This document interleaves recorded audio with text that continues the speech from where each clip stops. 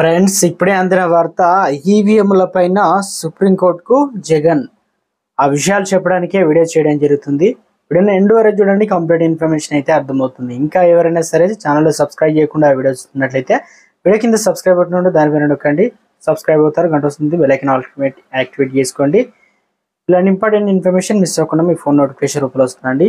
చూస్తున్నారు కానీ లైక్ చేయడం లేదండి. మీరు లైక్ చేయడం వల్ల ఇన్ఫర్మేషన్ మీతో పాటు మరింత మందికి ఇన్ఫర్మేషన్ చేరుతుంది. సార్వత్రిక ఎన్నికలపైన ఫలితాలపైన సామాన్యుల్లో ఎన్నో సందేహాలు వ్యక్తమవుతున్నాయి.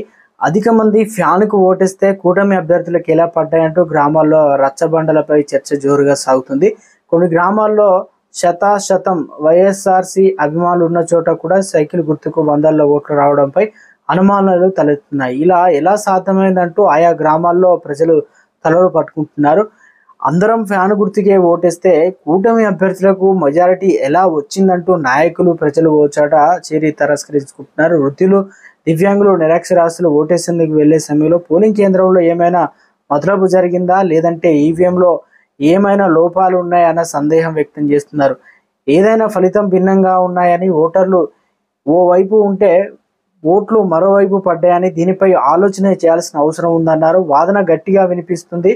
ఎన్నికల కమిషన్ దృష్టి సాధిస్తే నిజాలు బయటికి వస్తాయని అభిప్రాయం అయితే వ్యక్తం అవుతుంది.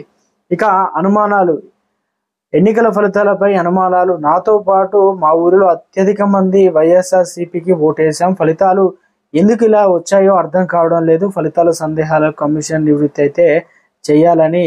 ఇక మొత్తానికి ఇది ఎలా సాధ్యం? మే 11న జరిగిన సార్వత్రిక ఎన్నికల్లో ఏదైతే దృఢ సంకల్పంతో మా పంచాయతీలో 70% మంది ఓటర్లు ఫ్యాన్ గుర్తుకే ఓటు వేసి మద్దతు తెలిపామని చెప్తున్నారు.